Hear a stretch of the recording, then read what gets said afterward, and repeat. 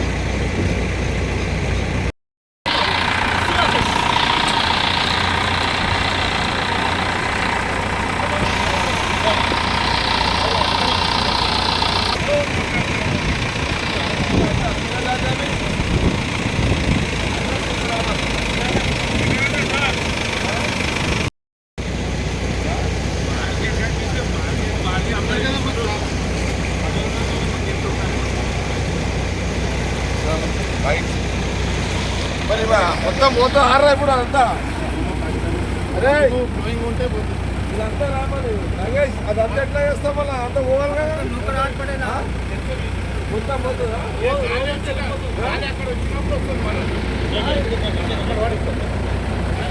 చలో నడుస్తాయి.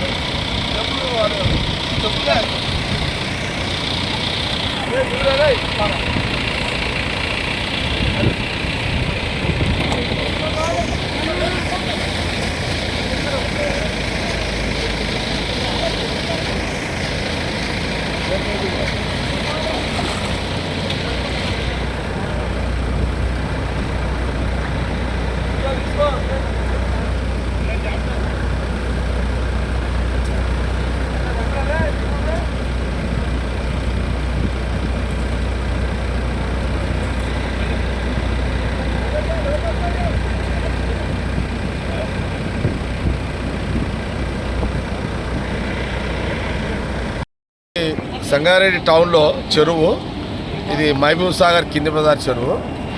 ఇప్పుడు దాదాపు ఈ 6 రోజుల నుంచి 7 రోజుల నుంచి భారీ వర్షాలతోటి సంగారెడ్డి చెరువు మహబూబ్ సాగర్ ఏతుందో బాగా అలుగు వారుతున్నది. ఇంచుమించు సంగారెడ్డి నియోజకవర్గంలో చెరువులన్నీ కూడా నిండిపోయినాయి, అలుగులు కూడా వారుతున్నాయి. ఈరోజు సంగారెడ్డి మహబూబ్ సాగర్ చెరువు విజిట్కి వచ్చినాను.